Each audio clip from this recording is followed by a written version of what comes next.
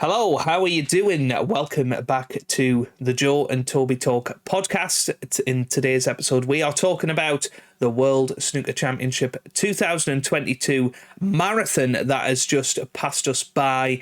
Lots and lots of talking points. It's going to be really, really fun. It's probably also going to be really long, perhaps longer than the longest ever frame at the Crucible, which obviously happened this year at around about 85 minutes. So that would take us up to 1 hour 25.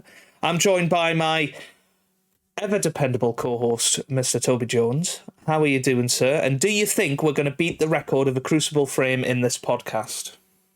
I noticed that you took a bit of time there. You had a bit of a sigh and a pause to think what adjective to describe me with, and fair enough. But ever-dependable is one I'll definitely take compared to what you could have used. Absolute twit. I've given you the chance now. I should never have said anything. I'm good with a tinge of sadness because it's like anything, whether it's the end of the football season, the F1 season, you get so excited at the climax and then it's all over. And you're like, I've spent 16, 17 days sat in front of the telly, listening to the dulcet tones of Dave Hendon, John Virgo, Dennis and the team, and it's all over. I don't know what we do, but I'd go out on a limb. I think it's the best World Championship I've watched. There was some really, really good matches. The first round, just in summary, maybe a bit disappointing to what we expected. I think that a lot of the seeds got through, which I think we picked. We'll talk about that in a little while. But I think the tournament really started to come alive in the second round. With Mark Williams playing out of his skin and some shock results, let's just say. And of course, let's not forget Robertson's 147. So from the second round onwards, it was really amazing. I thoroughly enjoyed it. I really have. I enjoy it every year, but maybe it's just because it's just ended. But I think it's the best one I've watched. Yeah, I think obviously you've been watching snooker for probably around about 5 years now. And, I certainly in that time frame, I can't think of a better championship. I think overall, I think we seen it by the standard of the semi-finalists that we had. What a good tournament we have. And it shows really what can happen when you have all of the top players through to at least the last 32 and not getting bumped off in the last 1 to 8. And cream rises to the top and all of that. And that certainly was the case in this tournament, in my opinion. Probably 4 of the best 5 players on the circuit at the moment got to the semi-finals. So, very, very interesting. And I'm sure we'll talk about the update to the UK Championship later in the podcast, because I think, sort of towards the end, we'll talk about the season in general. But yeah, it was an awesome tournament. I certainly watched a lot of it. My girlfriend actually was really into the snooker this year, and we've even booked tickets to go to the Crucible, make the pilgrimage next year. I know you have yourself bought tickets, yep. So both of us are going next year, which we weren't saying this in the podcast last year, so something must have went right. And I'm looking forward to it already, and I just think it was a really nice. There was a really nice atmosphere to the tournament. There wasn't too much controversy. It was generally played in a very good spirit, and there was a lot of really hilarious moments in the tournament, which sometimes we're dwelling on the controversies that have happened, and I don't think that happened too much this year, other than a couple of little incidents which we'll talk about later in the show. But should we get cracking? There's a lot to get through, and I think the logical place to start, obviously last time we gave our full predictions for the tournament, and in particular focused on those first round matches. So we're going to do a little recap of each round and what our thoughts were, but you were right for once, Toby. Your predictions of backing the favourite horses seemed to work in this year's tournament. 13 out of the 16 seeds, I believe, got through, and some really comfortable scorelines in there as well. What was the highlight of the first round for you, and what was the biggest surprise, perhaps? Well, I think we start with a big surprise. One of the names I talked about that I thought would have been an absolute shoe-in for the second round. He always does it. Always. It's fair to say that Barry Hawkins usually gets, in certainly the last couple of years, a favourable draw. I think I remember rightly, he played Simon Lichtenberg a couple of years ago. That name seems to stick in my head. I don't know about that. The other players. I'm joking. It was. I'm only joking here. I think it was it Erzenbacher he played? Could have been. I know he had a 10-1 a couple of years ago, didn't he? Yeah, I was pulling your leg a bit. So. I'll say I don't remember him playing at the Crucible. It was in Snooker 19. The ginger Hawkins. nugget or whatever Bobby G called him. I'm not sure Bobby G will be watching this, so I don't think he'll be offended. But yeah, Barry Hawkins, he's usually a shoe-in to get into the second round. I looked at his draw against Jackson Page, didn't know a lot about him. As John Parrott would say, I've never seen the lad play before. And to be honest, I didn't watch the match. I can't remember what I was watching instead. It might have been looking at the matches that were on. Perhaps I was watching. I guess maybe Ronnie and Gilbert were on at the same time. But anyway, yeah, it was a real shock. I remember the first session that Jackson took a lead. I was quite surprised, but he played well. So that was a massive shock because I expected Barry Hawkins to have a decent tournament, albeit he was going to face the eventual winner in the next round. Well, my eventual winner, and should have been the eventual winner. I'm not still sulking about that or anything. But yeah, that was the biggest shock I think of the first round was the Hawk going out. And as you've just said, really, there weren't many shocks purely because 13 out of the 16 seeds went through.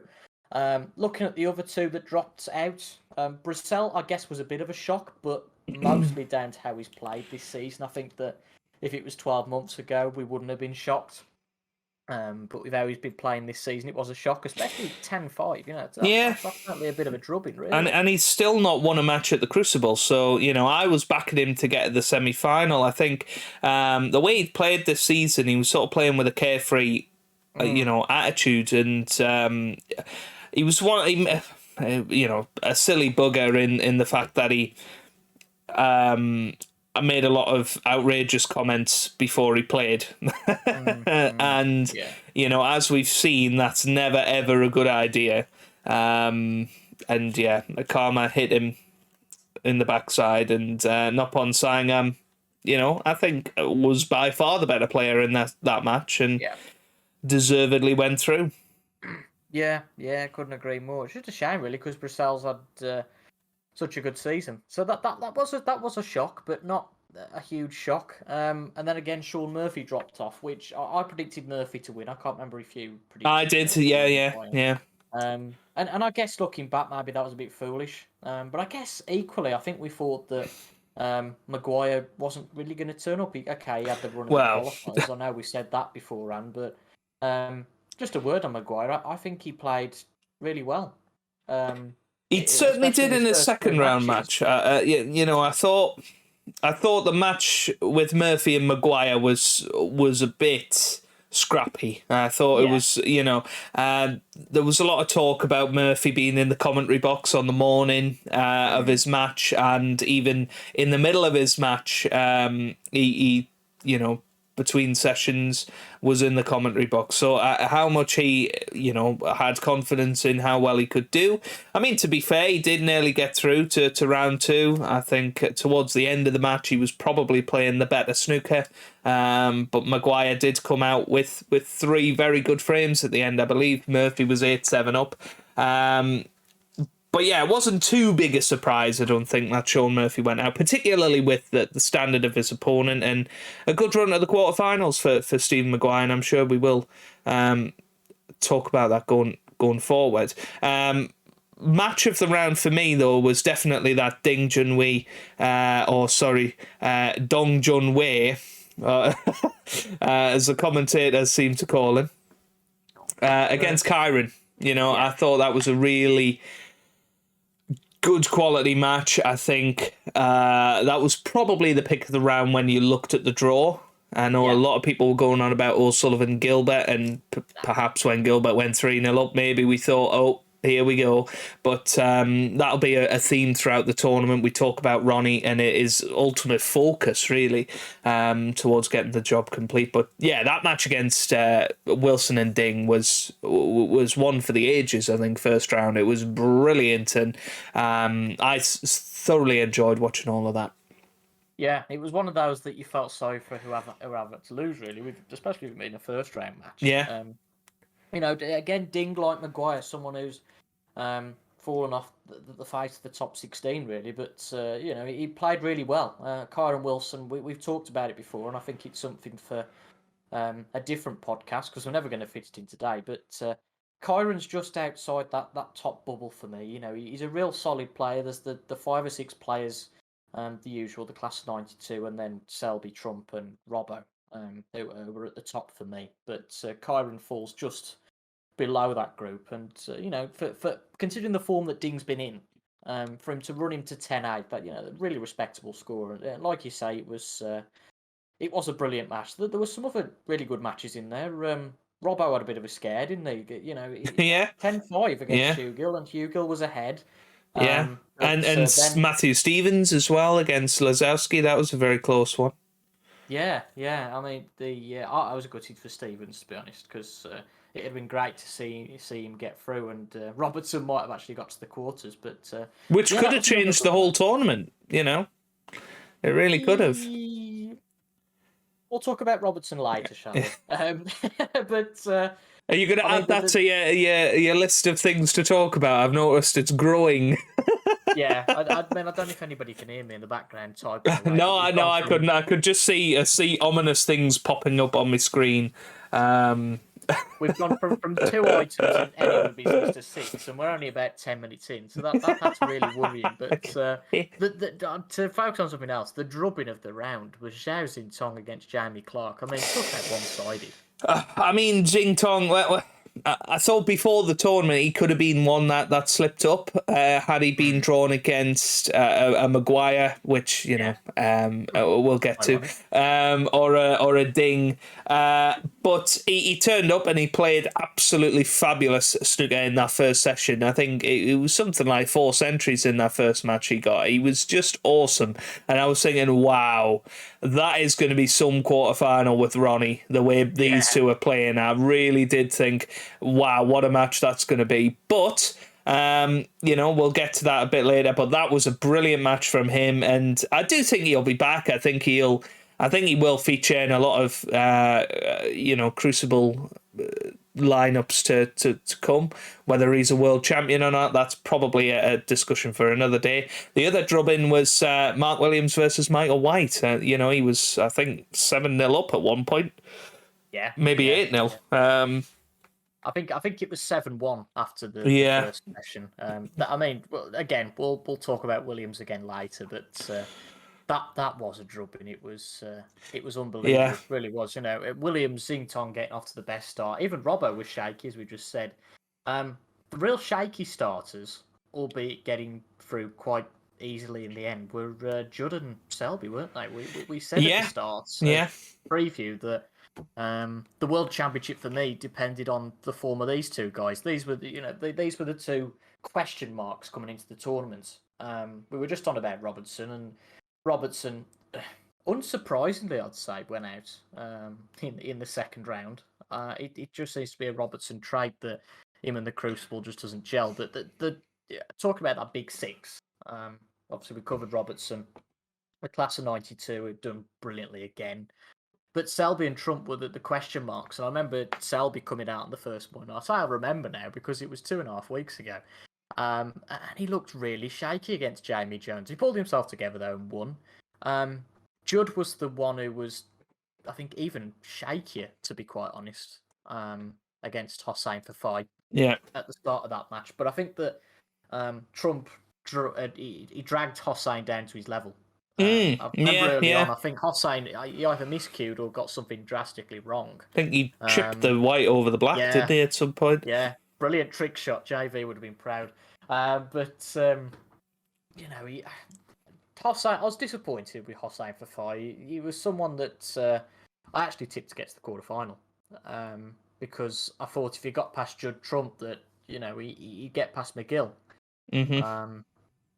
or Highfield. But yeah, he was a bit of a disappointment. But Judd Trump just about got through. Again, Judd Trump, someone will cover a bit later because he didn't really find his best form there. But in terms of the first round, just to wrap up from my side, yeah, it wasn't too much of a surprise, really. I think as a headline, it's got to be that Hawkins match because that was just a massive shock.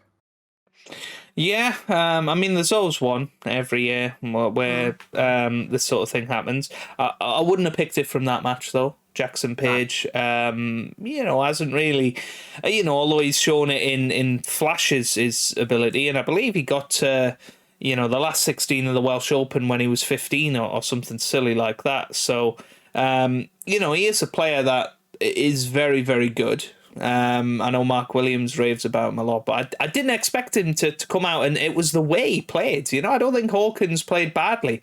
Jackson Page was just awesome in that first round match, and I think again that match was 6-3. Jackson Page, I think potentially 6-2, and could have been a lot more comfortable for him, but Hawkins went out in the first round, but. Any other thoughts about the first round, or do you want to move on to the second round? Let's go to the second round. Second round, then. So we're sort of going to group them into two matches each way. So, of course, at the top half of the draw, you had, or the top quarter of the draw, you had Mark Selby versus Yan Bingtao, the defending champion, of course, and then you had the sort of match that Mark Williams didn't want to happen. He came out publicly and said the only player he doesn't want to play in the first round is Jackson Page, and it's sod's law that he got Jackson Page in the second round. But we'll touch on that one first, I suppose. It was, second season syndrome for Jackson Page, I think, in that second round match. Yeah, well, Willow was his typical wily self. He before the match, I was watching the coverage. It was Joe Perry. I think it might have been. I can't remember who was presenting, to be honest. But they were in the practice room and they're practicing together and they talk about it. And Mark Williams just comes up to the camera and just stares at Joe Perry. It was Rishi Prasad, I think. Yeah, that's it. Yeah, I thought it was Rishi. But that was comical. And said, well, if he beats me, he beats me, and he probably will. But what a load of codswallop he was talking there. He absolutely played Jackson Page off the table. And that's not anything against Jackson Page, because Mark Williams was just, as he was really against Michael White. I know that you said that White could have given him a close game, and I think that, if he'd have played against most of the other top 16, he would have given a decent go at it. But Mark Williams, again, 3 frames conceded against Michael White, 3 frames only against Jackson Page, 6 frames only in the first 2 rounds. That's just unbelievable form, really. And unfortunately, knocked 2 of his Welsh counterparts out the tournament, so he was the only one left after the second round. Obviously, Jamie Jones went, and Matt Stevens and Jamie Clark had already gone. Yeah, but it just unbelievable. The amount of centuries he got in that match, that obviously accumulates to him equaling the record for the amount of centuries at the World Championship. That was unbelievable, and he just played so well, and I was really chuffed for him because he'd been in good form before this tournament. I made no secret that I thought he was going to be the champion, and to be honest, after the first 2 matches, I think you would have probably made him favourites. All right, he didn't play the best opponents, but it's the same story. You've still got to get past them, and to dominate in that fashion was just, unbelievable. It really was. It was, I just can't describe it any more than that. I just think that, he did a fantastic job.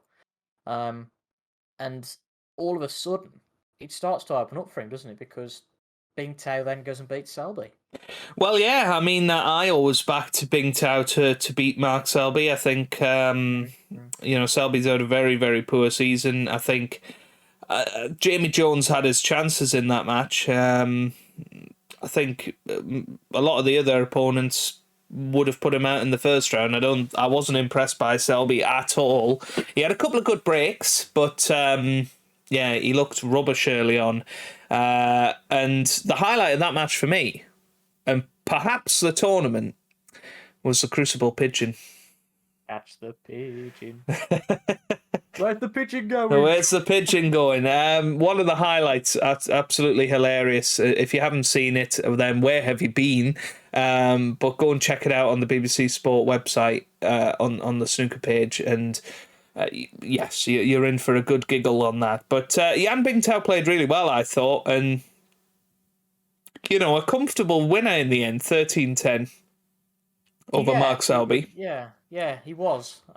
Just a word of credit for Selby, because I think he did play much better in that match. He was very shaky against Jamie Jones, but he did turn up against Bingtao. But I would have still made Bingtao the favourite for that. I think I predicted Bingtao to win that one. I guess you would have probably predicted Bingtao to beat Jamie Jones, presumably, in your event predictor. Yeah. I think I had Bingtao get to the final, so...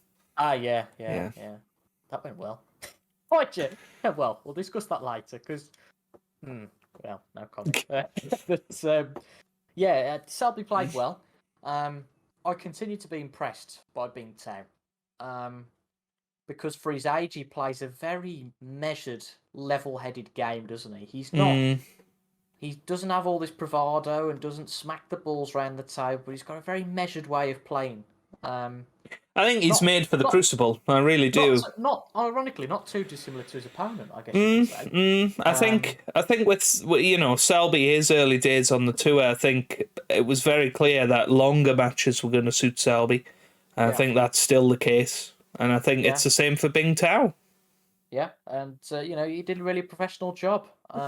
He got a bit of stick because in one of the frames he asked the referee to clean the cue ball.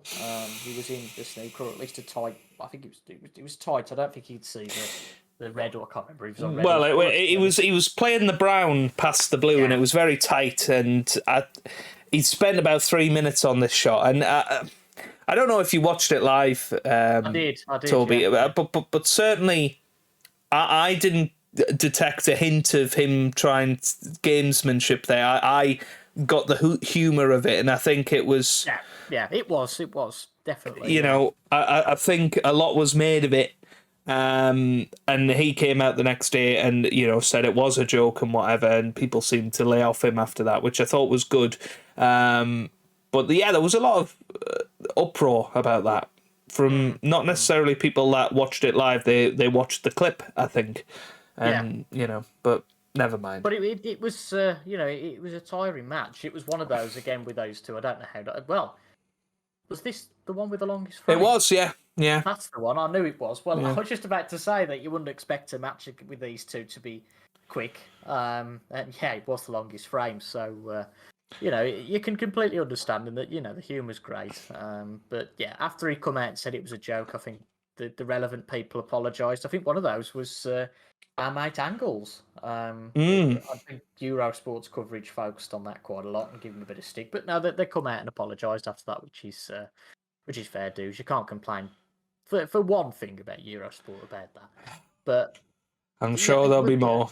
Another great match. This is where I say it starts to come alive in the second round. That Williams Jackson Page match was a slaughtering, but it was a really tight match and. Another great one. But as I say, really, after that, it does start to open up for Williams, because although I've just given the plaudits to Bingtao, after the way Williams is playing, I think whoever would have gone through in that match would have probably gone into the quarter's second favourite. But we'll talk about that in a little while. So move on to the second duo. Yeah, so... before the round started, I thought this match was the pick of the draw. Kyron versus Stuart Bingham. I mean, Kyron doesn't get a break. He kind of catches breath because he had Ding in the first round, then Bingham in the second round. That's a tough little run there. And Bingham actually ended Kyron's run of 8 consecutive quarterfinals or later by beating him 13-9. And there was a couple of 1-4-7 attempts in that match. It was a strange match, really. I think it was very tight until the final session where Bingham just seemed to pull away. I know you're a big fan of Stu Bingham, and surely you watched quite a bit of that match. Well, I did. I don't think I watched the first session again because I think there was something else on. I think it was 4-each or 5-3 to Wilson. But amazingly, after 17, Wilson was. I think he was 8-7 up. He was, yeah. And Bingham went and won the match 13-9. I know we spoke about Bingham before, and he is one of those that can really flatter to deceive. But when he turns up, all right, he gets the run of the balls, but not as much as his next opponent. Well, yeah. But he played really well. It's one of those common phrases, you make your own luck, isn't it? But Bingham played really well. As you said, it was a tough one against Kyron. I did think he might struggle here, particularly with how Kyron played against Ding in the previous round. That was the big thing. No box office really against Liu Haishan from Bingham in the previous round. Just one that he had to get through and did, and so often does really. But yeah, it was a brilliant result for Bingham. I was chuffed with that, particularly by the margin. But I think that after Bingham won the first couple of frames, I think that of the last session that Kyron just kind of gave up hope a little bit, really. And very unlike Kyron that, but I agree. He sort of dropped like a fly at the end, and. Yeah, it was a shame because I think Kyron could have had a big say in this tournament had he got through that match. But hey, that's the way things go. And one of your favourite players, Bingham, got through. The next match now, if you've been listening to this podcast or listening to either of us for a long time, you'll know that for me, this next matchup was. Not one that I wanted to watch particularly much. Judas against the devil. Yes. I sort of lost all respect for Anthony McGill a couple of years ago with the whole Jamie Clark incident, and there's been a couple of little incidents since then that I just can't get over with him. And everybody knows my feelings about Judd Trump. So that was a strange match, and it was one of those ones where it's probably the only match of the season that I'd back or I'd want Anthony McGill to win. And I tell you what, he ran Trump pretty close, didn't he? He did. Judd Trump with his brand of naughty snooker. You ever heard that one before? Nah, first time. Every single session, the ice in the pack with his brand of naughty snooker. Yeah. Oh God. Oh, I don't know, but he did run in close. It was a bit of a surprise. I know I've said that he didn't turn up against for 5, but you'd have expected Trump to beat McGill fairly solidly. Obviously, McGill knocked out Ronnie at the same stage last season. That seems a lifetime ago now, but that again, it was a good match. Admittedly, I'll hold my hands up. Didn't watch much of it for the reasons that we've just hinted at. Did watch the last session though, but I guess it's that thing that Judd being a class player, that clash just always prevails. And a few scrappy frames from what I remember at the end, and McGill didn't really take his chances. Judd did, and that's how it goes really. When it's 1 or 2 frames in it, if you take your chances, then you get through to the next round. And but again, as for the first round, really, the reason it wasn't more comfortable, I think, is because Judd wasn't firing, really. He wasn't playing that well, was he? In contrast to, let's say, Mark Williams. They were poles apart, really, I think, considering they both got to the quarter-final. Mark Williams playing so well, and Judd Trump, I think you could say at best, easing his way in, because I don't think he played particularly well in either of the first 2 matches. Yeah, no, absolutely. I think Trump was a little bit fortunate with the draw.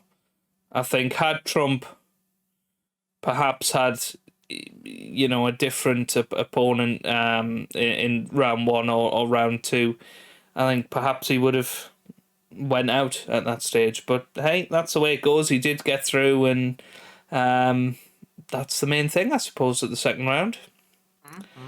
So, moving on to the next group, and of course, what turned out to be the match of the second round was Neil Robertson versus Jack Klosowski. I think we'll come back to that in a second.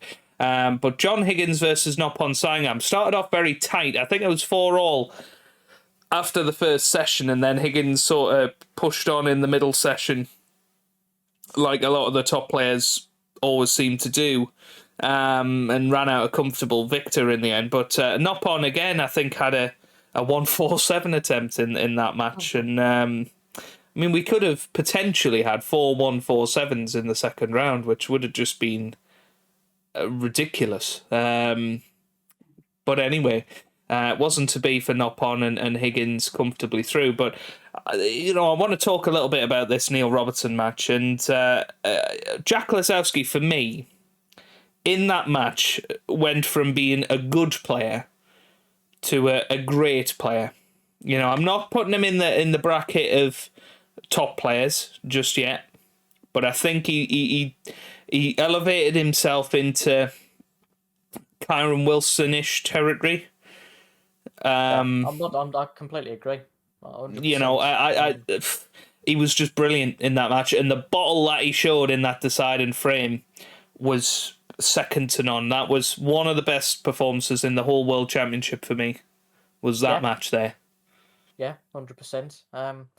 I have to say I've warmed to Klosowski a little bit. Not been the biggest fan of him in the past. Not really too sure why. Don't dislike the guy, but never been one of his biggest fans. And in the first round, would have liked to have seen Matthew Stevens get through, but just a blessing that he did. That Jack Klosowski got through. That is. As I said, funny with Neil. I'll focus on him first with Neil Robertson. Made a 1-4-7, and then got knocked out just as John Higgins did a couple of years ago when he made the last 1-4-7 here. Just a strange whole conundrum with Robertson. You could have 10-20 minutes talking about that itself, particularly after such a good season. I know he went in favourite here and has done in the past, but particularly after the season that he's had, it is a head scratcher that he didn't do better. I think with your point, whether he beat Klosowski, maybe that could have given him a bit of confidence, but I think, to be honest, I think Higgins would have beat him anyway. I just can't see him have gone any further, just knowing his record at the Crucible. And in fact, definitely against a player like Higgins, because I think Robertson would get a bit ground down by that. At least Klosowski plays a game that's not too far away from Robbo. So, but obviously the first decider we had, because we were pucking that we hadn't had a decider. Yeah.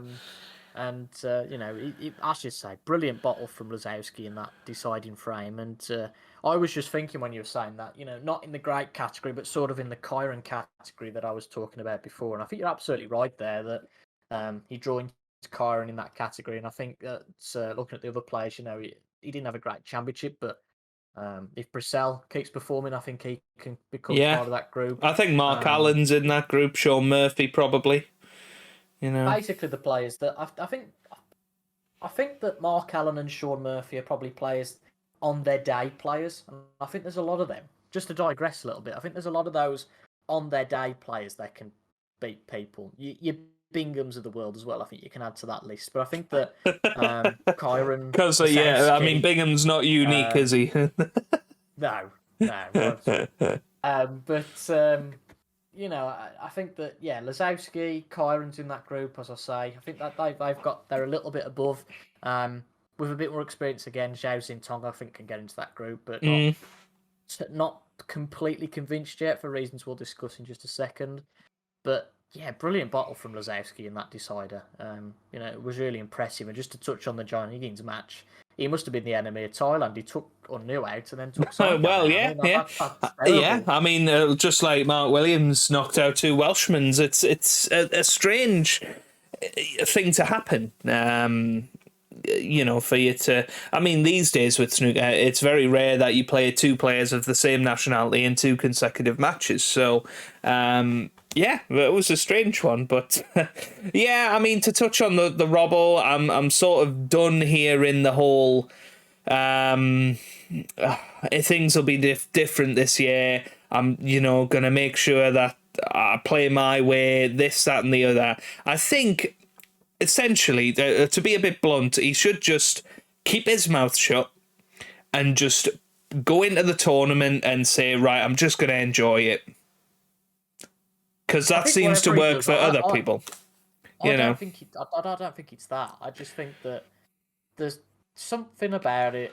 It just doesn't go for Robertson, whether he talks or not. I just think that, maybe the matches of that length aren't for Robertson. He always has an off session every single match, and that's you can't do that.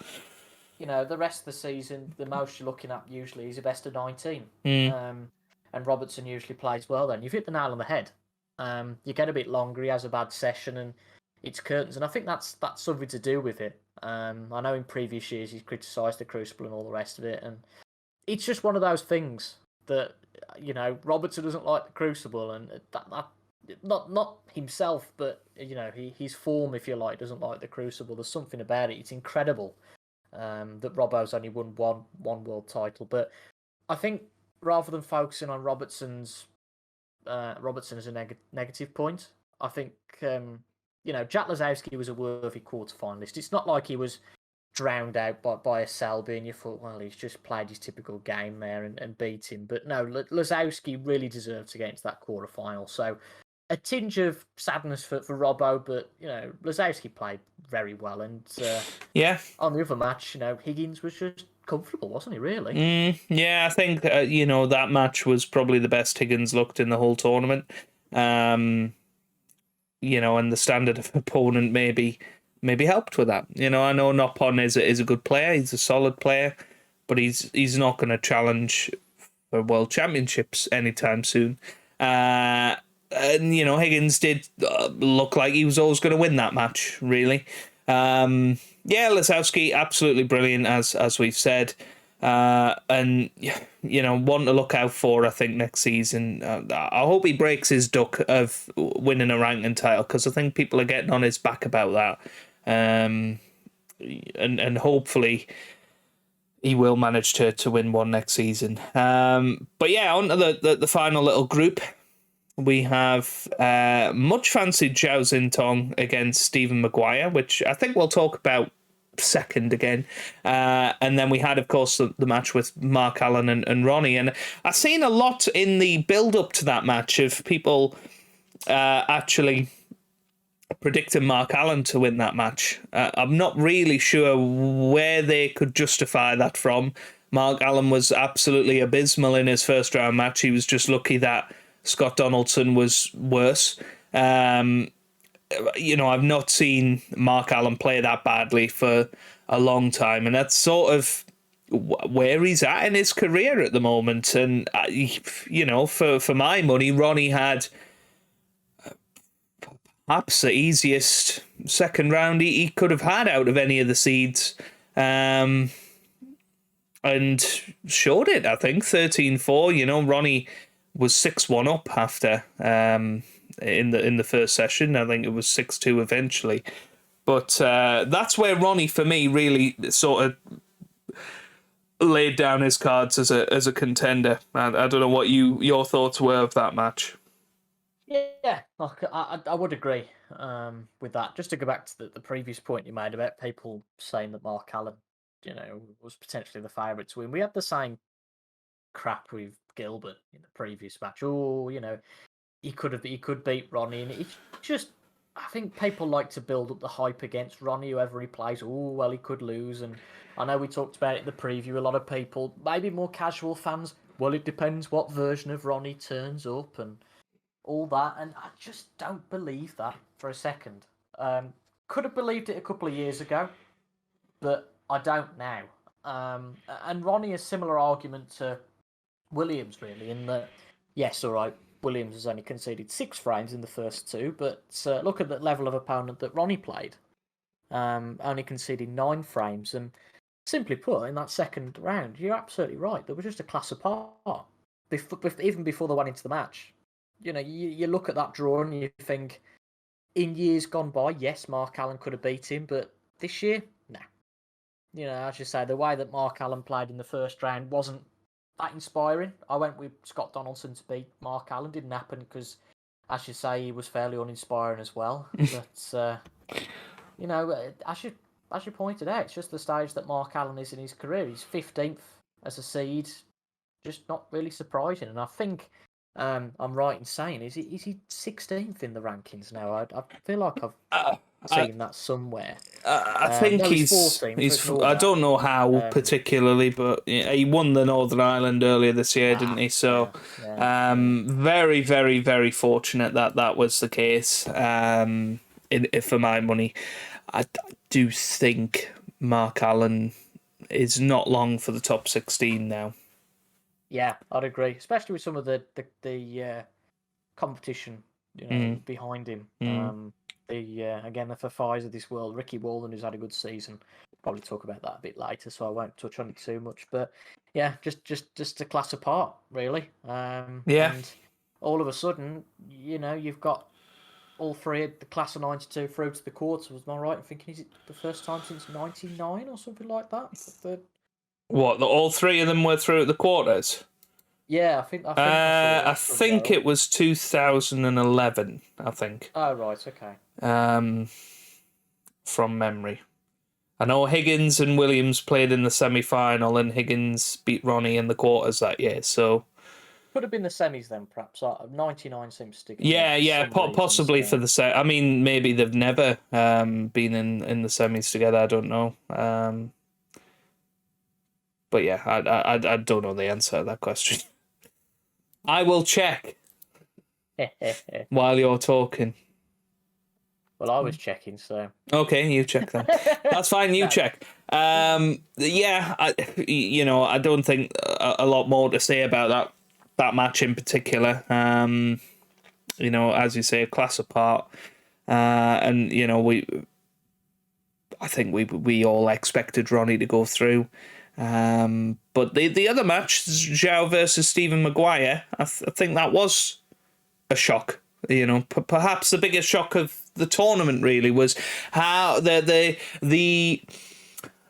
downturn in form of Zhao Xintong from round one, where he was brilliant. He blew Jamie Clark off the table, centuries all over the place, to the erratic, inexperienced, wrong shot selection player in round two when he played Stephen Maguire. And Stephen Maguire just took him apart, really, and showed his experience. And I think Maguire knows he's not going to beat Zhao Xintong at his own game.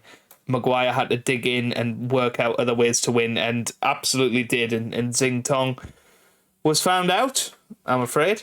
And, I don't know how you felt about that match, but for me, that was a big shock. Well, just to answer the previous question. Go on. And we finally in '99, with some Scotsman called Stefan Hendry. Ah, never heard of him. No, nor me. That might have been just a one-time player. I don't know. But yeah, the Maguire Xintong match. That was a real shock.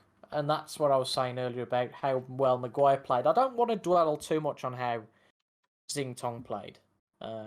Contrary to your argument a bit, I think that Maguire, he's got the experience. Actually, as you say about Xintong, played some of the shots that were wrong, but Maguire was just really on form. Yeah.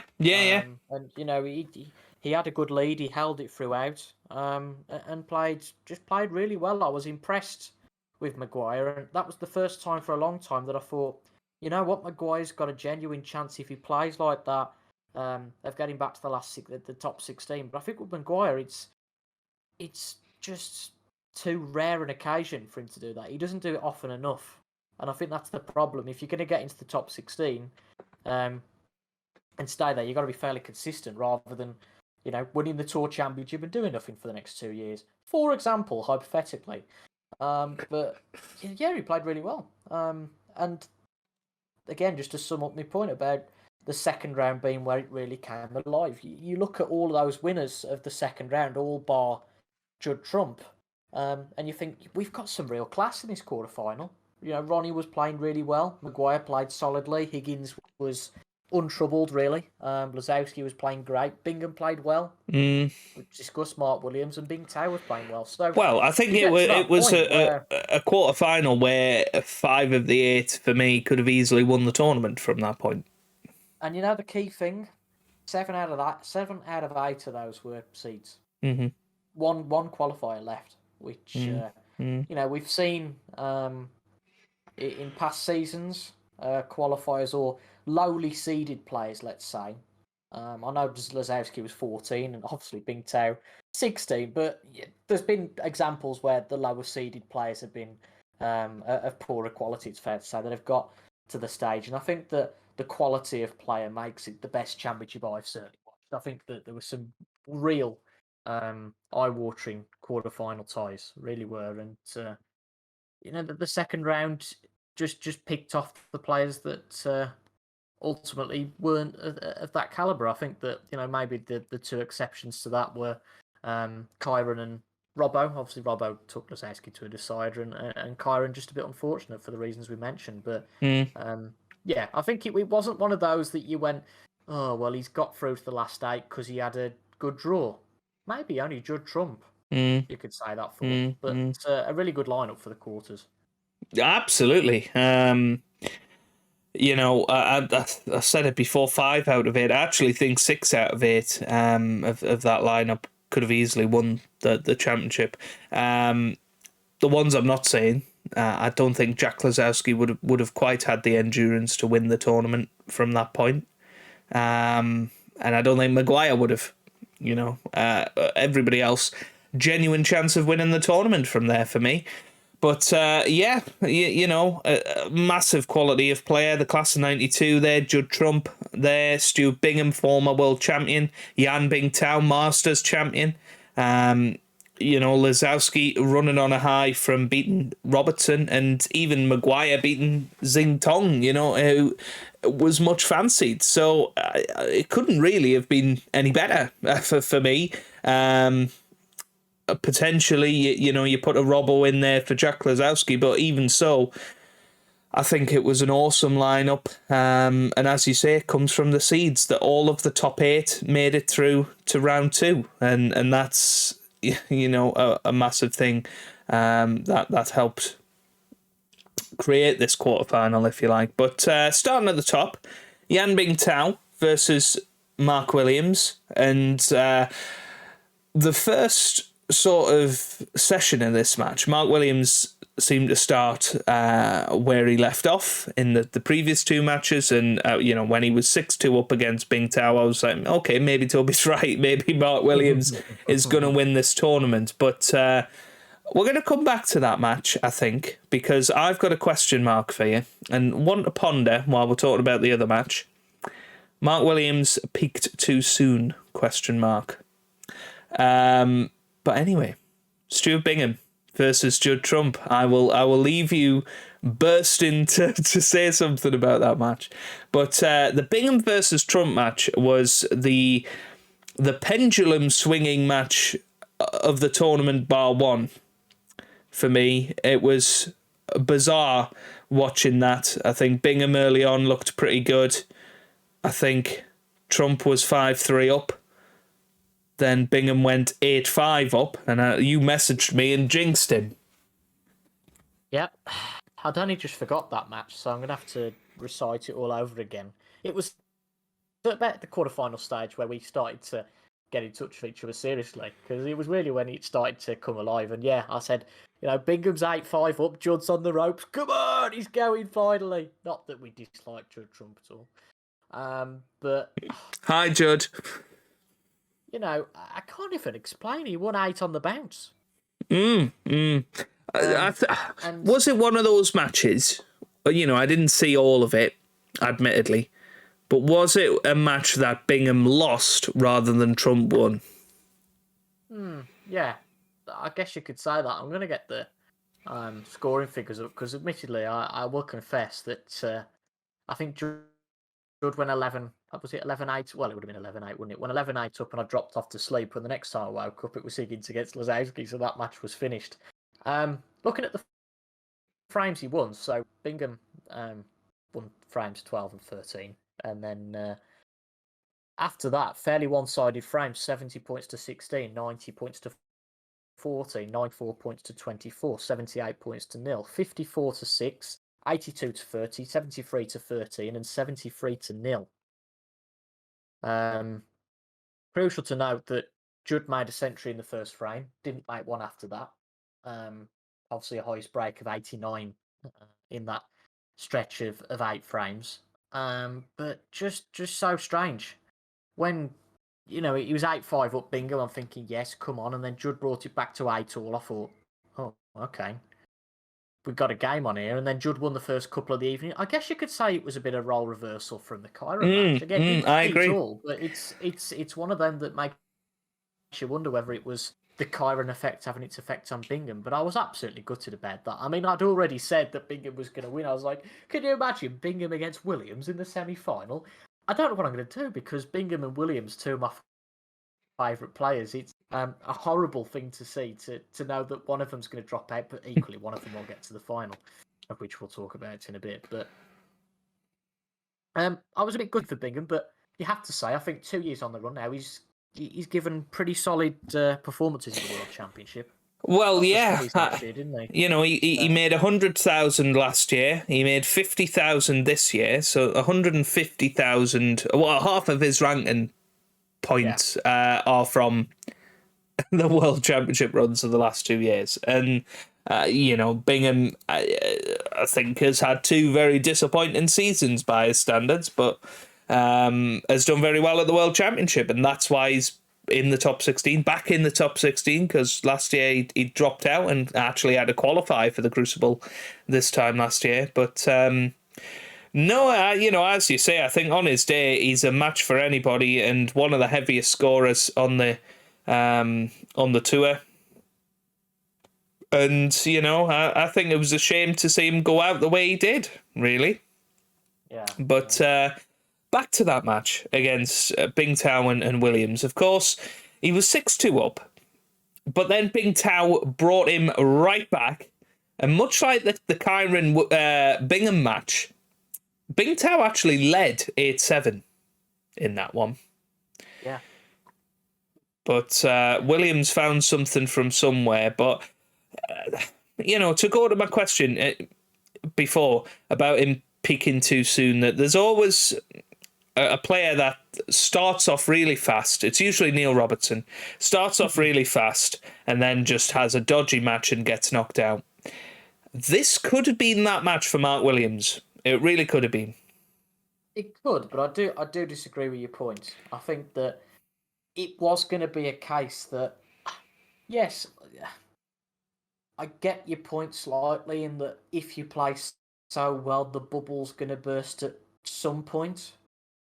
But I think, however you play, whether he'd beaten White and Page in deciders or however he beat them, it's academic a bit really, because I think that every player is going to have a bad session at the Cruise, whether they are playing badly, another bad session, indifferently or really well. It's just going to happen. You're going to have at least one bad session. I think that's what he had against Jan, but once again, Jan played really well. Similar argument to against Selby. He didn't do a zing tong, didn't play the wrong shots. He found himself 6-2 behind, could have panicked, but Jesus Christ, no. Bing Tao would have known the results coming into this, and Williams in red hot form before that, albeit not the strongest level of opponent. But looking at Bing Tao, he really did well to come back into it. And as you say, he led. It was another scrappy match, I think, one again, which both players thrive on. But yeah, Mark Williams just found something, and that quality was unbelievable. And again, from then, I thought, he can really do it. Page and White, I think, wow, great results and great score lines, but to beat back Jan in the manner he did as well, I think was really impressive. Knowing that Jan had beaten Selby in the previous round, that gave a fair amount of credence then to Mark Williams for getting through to the semi-final. But yeah, another top quality match. It's a bit gutting really that Bingham Trump match wasn't as good, because it did impact the quarterfinals a bit. I think that you had two matches that weren't so close, and obviously two that were, which I think probably made the second round more exciting than the quarters. Yeah, yeah. But Jan played well. He got back into it, but Williams just found something, and the belief starts to come there that he can start to win the tournament. And not to foreshadow anything too early, but you look at that draw in the semi-final and you think, well, surely he's going to get past Judd Trump.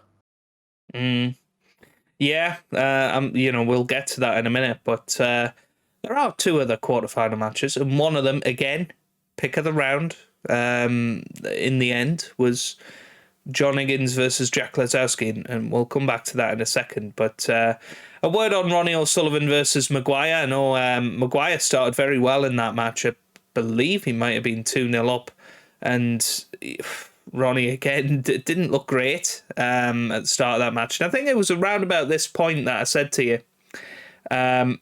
Ronnie's playing his C game here and breezing through matches. 13-5 against somebody like Stephen Maguire. These are quality players that he's playing, but he's breezing through them, and that is the Ronnie effect. Had Mark Allen been playing Noppon Sangam in round 2, and had Stephen Maguire been playing, I don't know, dare I say it, Stuart Bingham in the quarterfinal, perhaps they would have played better, because the guy at the table isn't Ronnie. I don't think Ronnie was playing brilliantly at this point.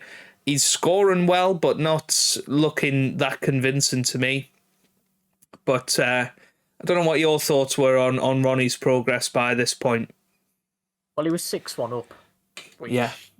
Again, you just think, wow. As you say, he wasn't playing his best. But the way he played, I'm going to come out and say early, the way he played and the scorelines he got, he was a worthy champion. He really was, because how he got through that draw, by no means an easy draw. All three of those players, ironically, two of them being qualifiers, all three of those players could have maybe should have been, arguably obviously not on the past 2 years, but could have been seeds. So certainly didn't have an easy run at it. Obviously, Gilbert and certainly Maguire have been seeds before for the Crucible. So the way he beat those players, just unbelievable. Maguire did start to come back into it, but I think Ronnie's such a good front runner. I think that's such a big thing as well. Again, he was 6-1. Maguire brought it back to 6-4. But work was effectively done in that first session. I think that I really do think that there's still an aura around the class of 92.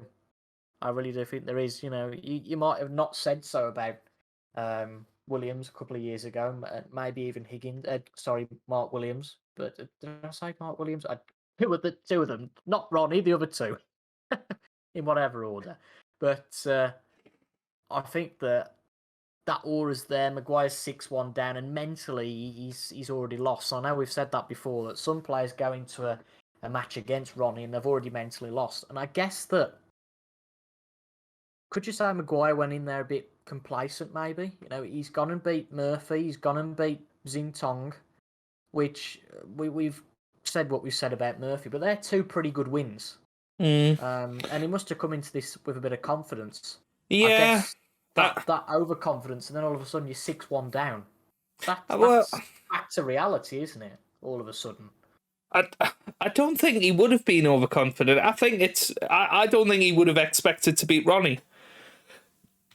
And I think no, I don't think he would, but I think that he was confident in his game. I think. I think again, he's another Williams figure that, let's be honest, ain't really bothered, because out there just to hit the balls and doesn't really care too much. But I think that I do think that he would have gone into that match confident, maybe not thinking he could beat Ronnie, but certainly give him a game. Yeah. But I think that the way that the match started, the way Ronnie played, the way that first session went, I think that just killed Maguire off, to be honest. Yeah, no, I mean, valid points, I think. Yeah, it was a strange one for me, but the match that was a lot closer than I expected it to be And I very quickly found out in this tournament not to doubt Jack Lazowski. Another decider, taking John to 13-12. This time, Lazowski was the one 12-11 up. And yeah, very unlucky. Did have a chance in the decider.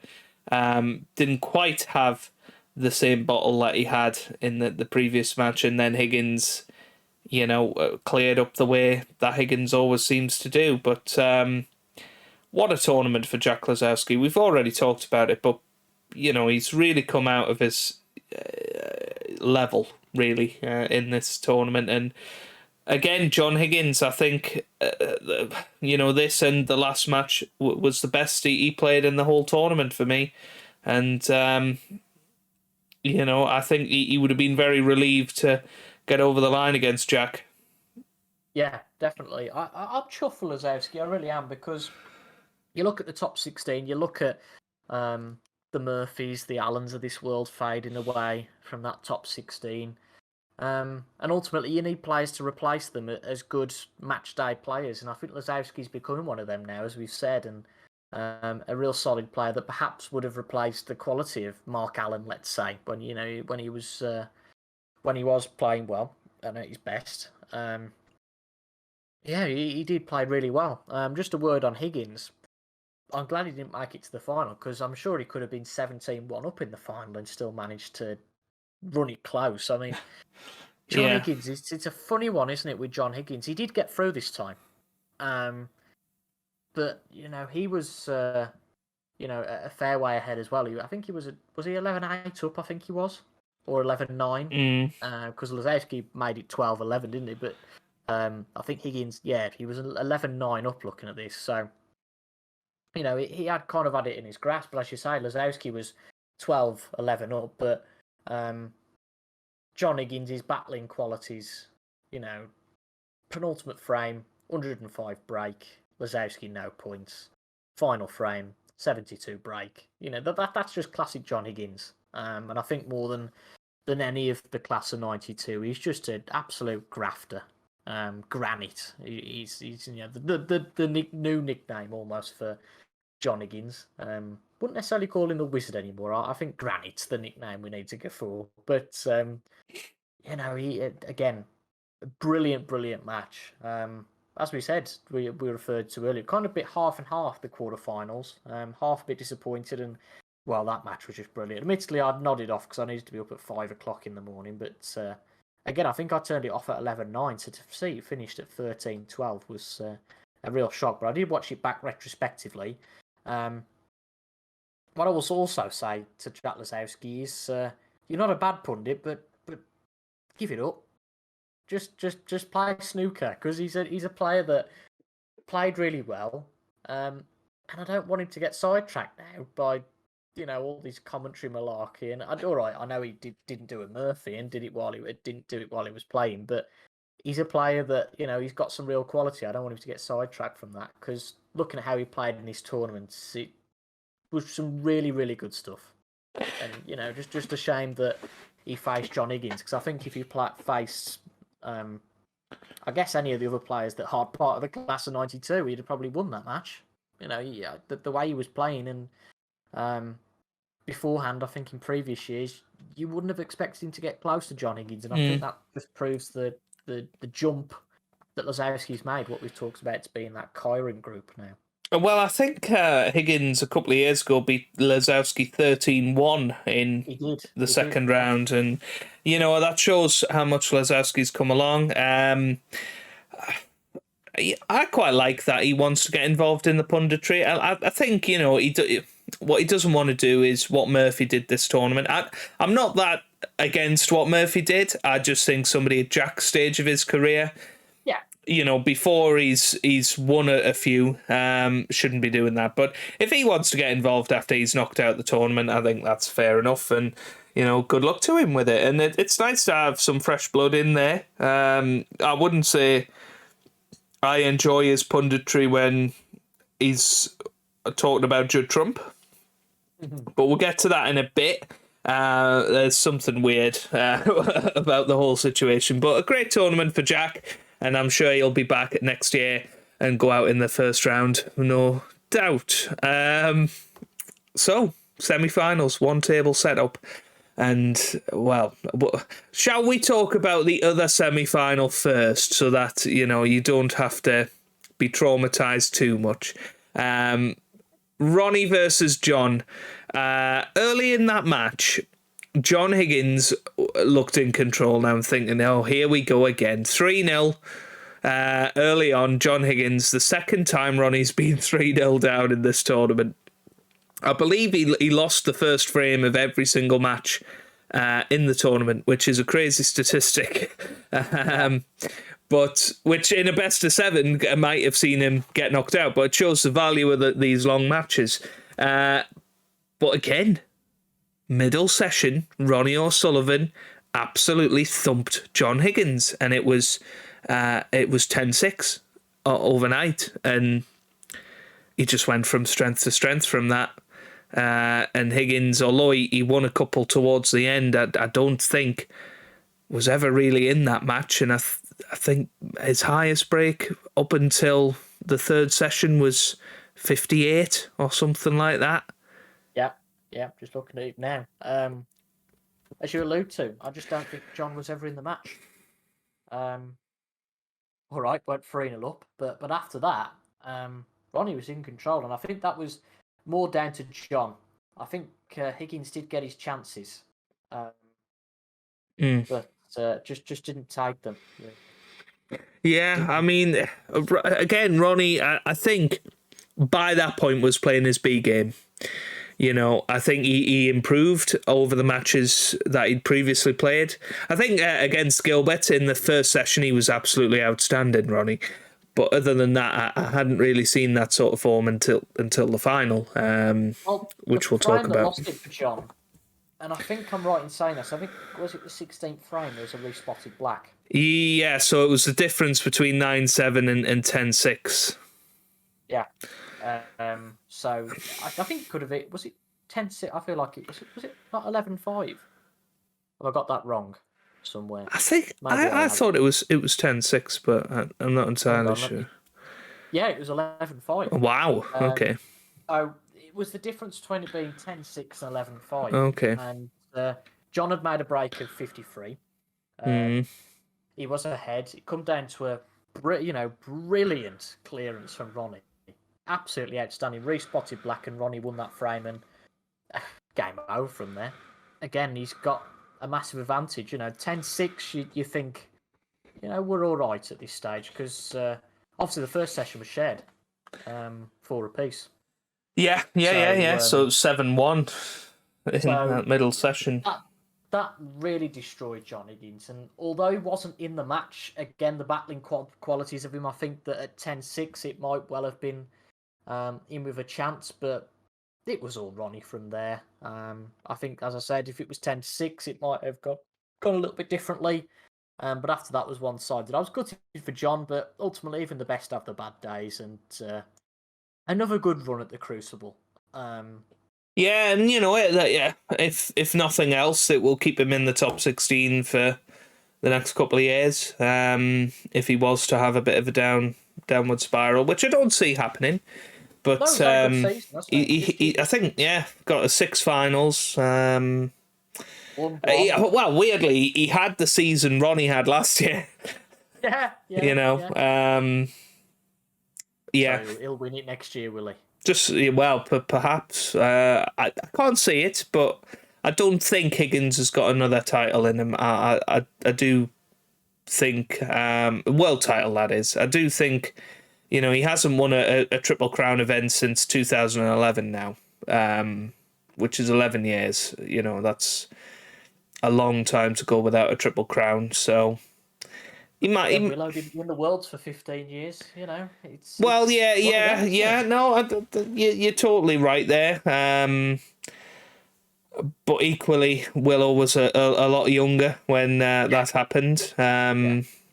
It has been 4 years since Willow won the world title now, so even that was, he was 42 or whatever, which felt old, and we'll get to that in a bit. But Higgins, as much as he's had incredible bottle over the years, and as you say, he's granite, I think he's lost his edge very slightly in closing out matches, which we've seen this season, and we'll talk about that with another class of '92 player in a minute. And it was one match too far for him against Ronnie, I think. And Ronnie's ended his little streak of 6 in a row that Higgins won against him. So I'm hoping that going into next season, when them two are playing, we're not just like, well, Higgins has won.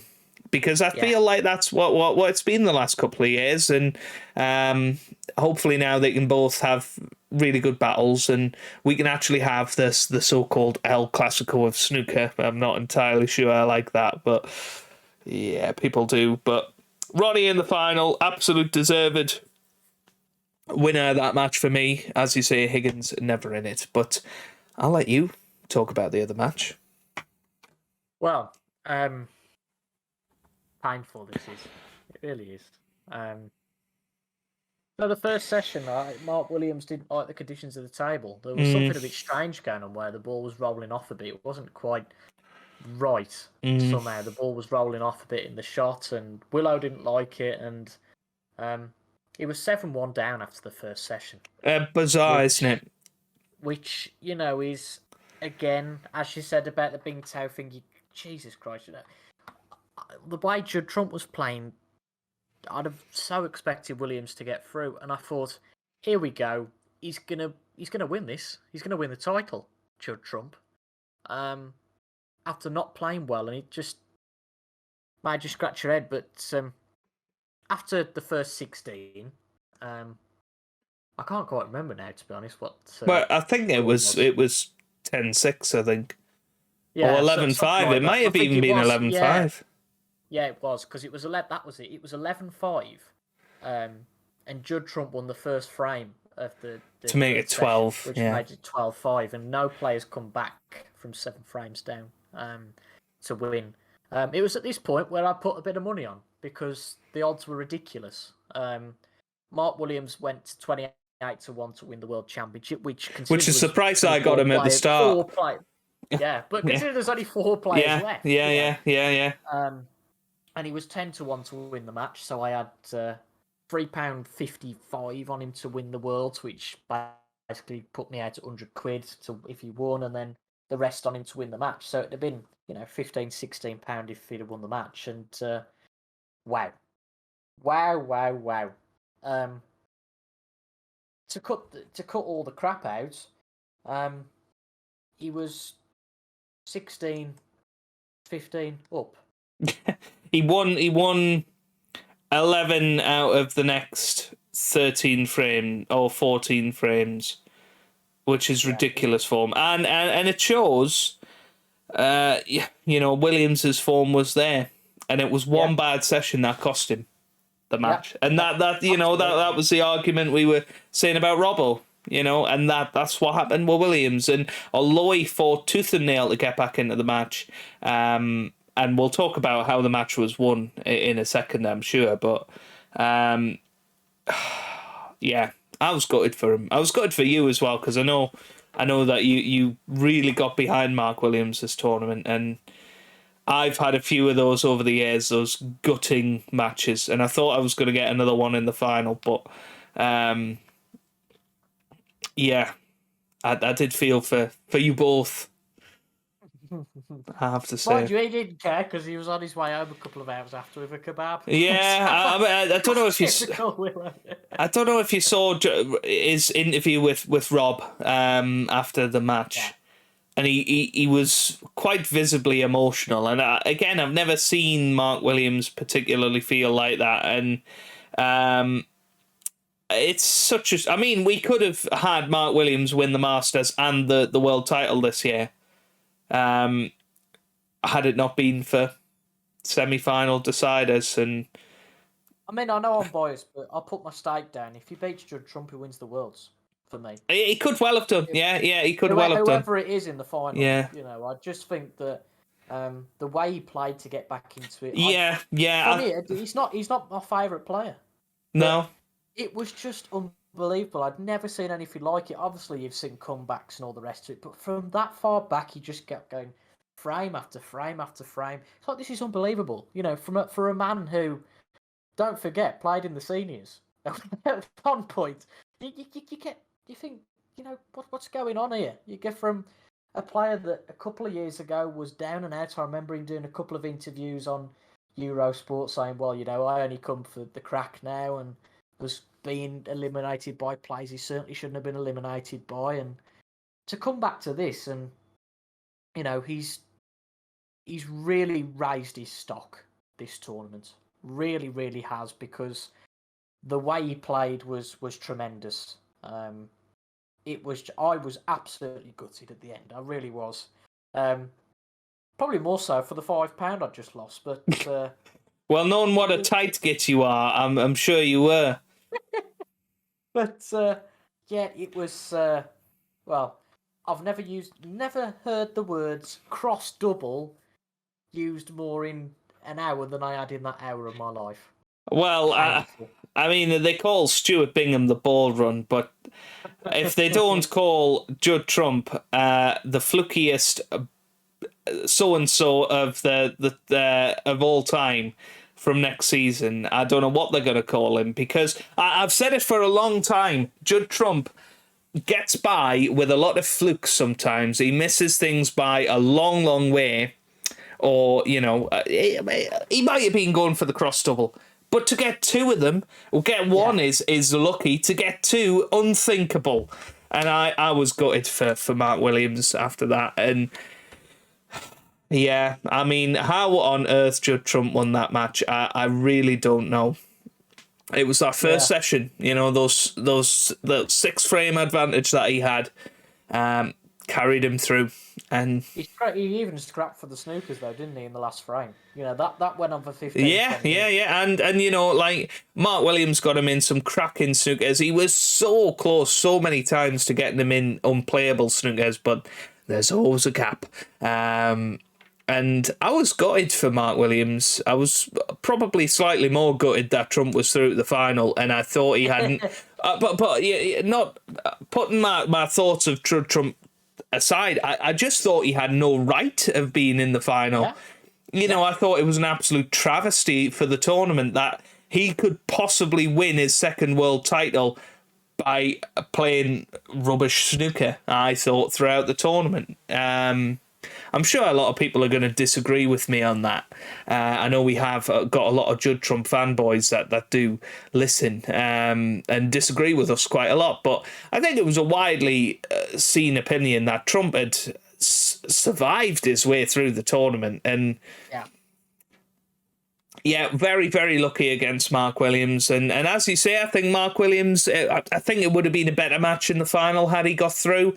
I certainly think Ronnie might have played even better than he did, and I don't think Ronnie would have had the off day in the second day of the final had it been Williams I was playing. Yeah, I think you're right there. I think just to go back on my earlier comment, I think the only thing that might have gone against Willow was the fact that the semi-final was so grueling that he might have just been out of puff. He might have had another 7-1, you know.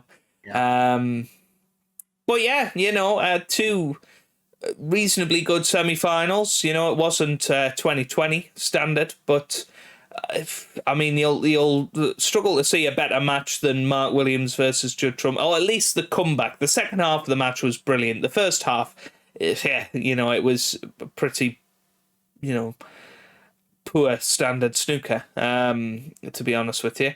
But the second half of the match, brilliant. And that is what the Crucible is all about, and what these long matches are all about. And, you know, the fact that there were 33 frames played, and halfway through that match, it looked like a completely different outcome was going to happen. Yeah, absolutely. So, through the final then, and of course we had the 6-time world champion, Ronnie O'Sullivan, against the 1-time world champion, Judd Trump. And I think this was a much fancied final in terms of people wanted to see it happen. And I think going into it, although Ronnie was definitely playing the better snooker, I think generally in the snooker community, people were backing Trump for this match, which I couldn't really see how they justified that. Again, looking at the form book and what the season Trump has had and the matches he'd played and physically seeing how he was playing, I don't know how that came about. But and I know the bookies had Ronnie as favourite, but I've seen a lot of people in the snooker community are backing Trump. How did you see the match going? It was purely for the players in it a mouth-watering encounter. The problem was it was a final that come at the wrong time because, as we've alluded to, Judd Trump hadn't played well. Without going all snooty, I expected Ronnie to batter him because the way they'd almost come into the final poles apart, as complete opposites. Ronnie's played brilliant snooker throughout, beating some top opponents, and Judd's just about got through against some opponents that maybe you'd expected better players to have beaten comprehensively, and the Mark Williams match as well. All right, Williams played brilliantly, but maybe you question Trump. Maybe should have won that more. Questionably. But it was a match that could have been mouth-watering, but the problem was he'd come at the wrong time. Obviously, because Judd Trump wasn't playing well. If both players would have come into that playing well, it could have been fantastic. But I, little bit like you, thought if Judd's going to go and beat Mark Williams like that, if he's going to go and beat Stuart Bingham, maybe the stars are just aligning now for Judd Trump to go and win it.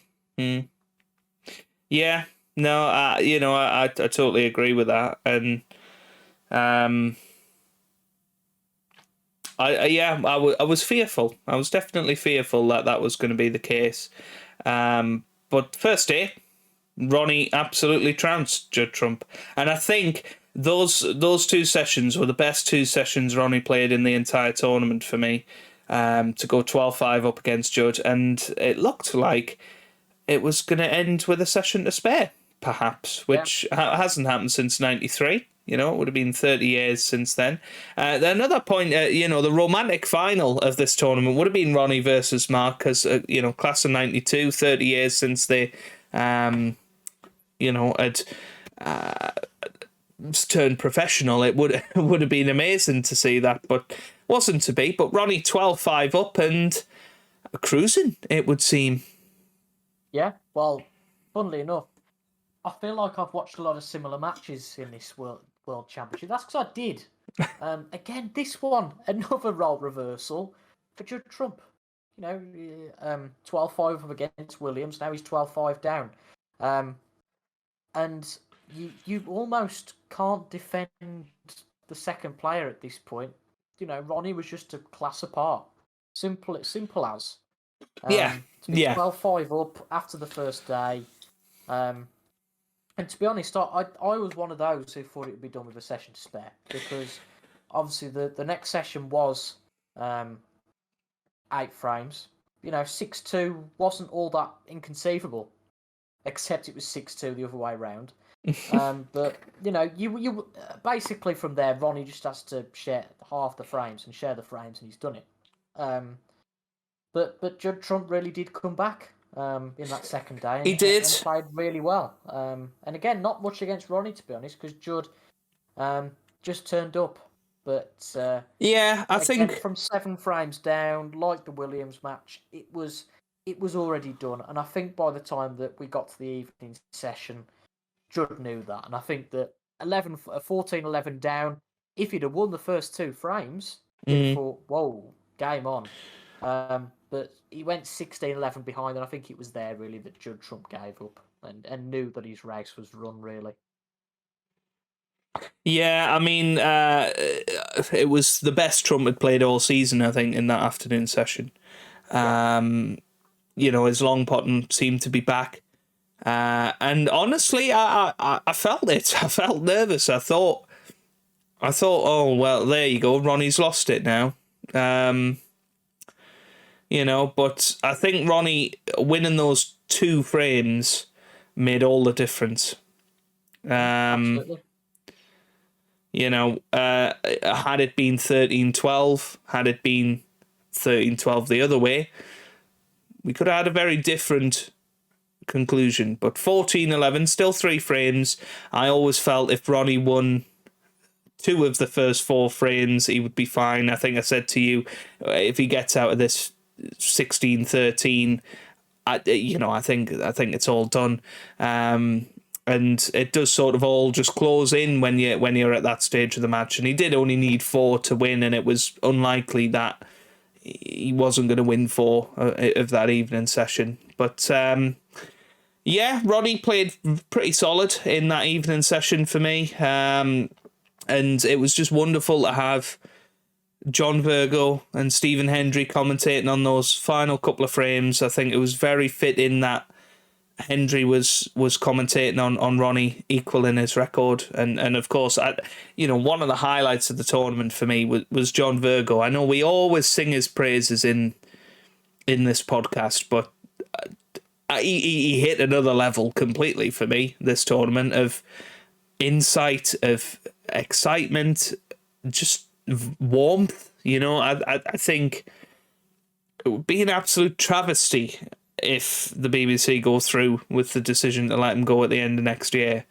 And I don't see it happening, actually, because I think a lot of people have been very vocal of John Virgo in particular and his commentary. And, it was a very emotional end to the match, and that weird embrace with Ronnie and Trump. I think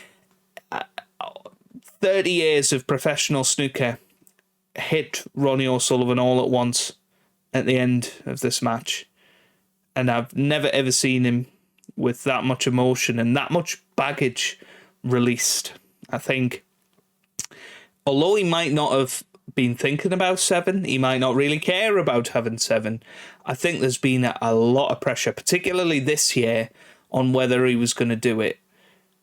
And I think it was clear for everyone to see at the end of that match how much relief there was at the end. It was such a special moment. It was one of those I don't think anybody will ever forget. Not for him winning 7, but it's a funny one. I said to you at the start of the match when they had the incident with Ronnie versus Martial. And I thought Ronnie was in the wrong. Although I wanted Ronnie to win, I started to think, you know what, you're acting like a bit of a prat here. I don't want you to win this. And then, at the end of the match, you think, this guy does care. And to us as snooker fans, you might think, well, what difference does it make to you? But, he gives off that bravado that he ain't bothered and all this, and, I just turn up. And it was one of those where I have to say, it took me back quite a bit. In fact, I think it took Judd Trump back quite a bit. You can see after 30 seconds, he's like, right, come on, get off Ronnie now. Yeah. Yeah, you could see him edging away. It was very weird. And John Virgo trying to commentate on that was interesting. Yeah. But, Ronnie was just flawed. Not as in bad, but, looking at the floor, just wanted to clarify. He'd just gone at that point. I think that, as you say, he'd realised the achievement and not so much the 7 as you allude to. I think the pressure that's been on him and the way he's played throughout the tournament was brilliant. And it was just an excellent moment, and couldn't have been happy for him to win it. I hear that Stephen Hendry's not been heard from since. Yes. Well, that's why he's coming out of retirement to win an 8th and get the record back. That's why Just to echo your comments about JV, I couldn't agree more. Really agree with that. I think that as much as we love Dennis, and nothing against Dennis, I think that Dennis has slowed down a bit now. I think that if they get rid of Dennis, it's not the worst thing in the world. I mean, I think with Dennis, I'd love to have him still on the microphone. I think perhaps his role of being lead commentator of the final session of the World Championship final, possibly not anymore, and that's fine. I think he might be better as sort of more of a sit down pundit than a commentator. For me personally, Yeah, I don't really know why they don't utilize John and Dennis in that capacity. Yeah. I Because think they've got a brilliant warmth to them. Let's say, I think either of them provide better, and I know we pick on him, but both of them provide much better analysis than John Parrott could ever do. Yeah. Because John Virgo really just never ceases to amaze me. I think Steve Davies as well, considering they only work part time, so apparently part time, they know the stuff. John Virgo, he doesn't just wake up a week before the tournament and read a couple of things and get a couple of the facts out, because some of them like to. They write a couple of facts out and think, "Ooh, this Chinese player Xing Tong's he played quite well this season. He's a bit of a catch." But you rest assured when you listen to John Virgo, Steve Davis, I think Stephen Hendry, I think McManus probably the only other one you could say for have got real true depth in knowledge about the game. Nothing against Ken. I like Ken. I don't think he's got it as much. I think that when you listen to those four, I think that their knowledge about the game is unbeatable. Obviously, Steve Davis and Stephen Hendry are fascinating to listen to, given their history in the game. But I should say, JV at the ripe old age of 77, I think he is now. He's he's better than ever. And I should say, if they get rid of him, it would be a crime. It really would. And I think if they did, BBC, I think that he'd be snapped up by either ITV or Eurosport. That's for sure. Yeah, I think out of John and Dennis, I think he's probably the more likely to continue commentating. I don't see him working for Eurosport simply because I don't think he will. He will have the appetite to go and commentate on the Gibraltar Open, particularly. No, but he won't want a full-time gig, will he? No, I think perhaps the Home Nations, and I think he'd still work for BBC Wales anyway. That's certainly what they did with Willie Thorne. But I think ITV would, snap him up, absolutely. You could just imagine, couldn't you? Checkertrade.com, and then... Well, we're back. Yeah. Oh, brilliant! But yeah, just awesome. He's true enigma. He's JV, and the commentary. It's funny. You maybe don't have it in other sports. We follow F1. We talk about F1, and we rib into David Croft a bit, but he's not a great commentator. But it doesn't really take too much away. I don't think. Football, Martin Tyler is irritating as hell. Doesn't take that much away from it. I think snooker is such a commentary-led sport, particularly from the analysis, and I think more so with the Hendrys of this world, with the mentality point of view. I think that snooker being such a mental game, it's interesting to have that analysis there, not just the bog standard comments from that JP seems to come out with and others. I just when JP opens his mouth, I think I'm not really that interested. I think that I realise this has turned into a BBC podcast now, but oh well. I think Murphy and Perry have had some good analysis to give. I don't know how you feel about those two becoming, but maybe the next generation. I think we can both agree that maybe Rob Walker isn't the next commentator of the generation, let's say. Yeah, I think there was a really good point that you said. Once Dennis and John do go, one way or another, where's your lead commentator? Yeah. And I've seen some pillock on Twitter. I think you might have sent me the tweet actually that said Joe Perry his junior JV. As much as Joe Perry's good, I think he's serviceable. I think he's a good commentator. He's not a lead commentator, and he's certainly not at John Virgo level. No. But no, very interesting. I'm sure something we'll definitely talk about at length many more times. Bring Dave Farrer back.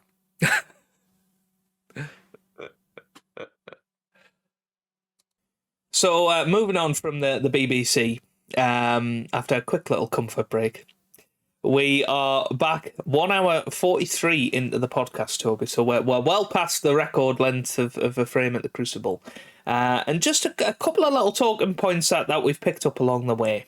And one of those is a fellow BBC pundit, the Magician 2005 champion, and of course the finalist in 2021, Shaun Murphy.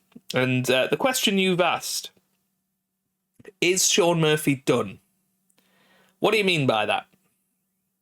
Well, it's been the case for a couple of years now where Shaun Murphy's been one of those, similar to Mark Allen, whereby he'll go and lose silly matches. I think Mark Allen is one that might come back.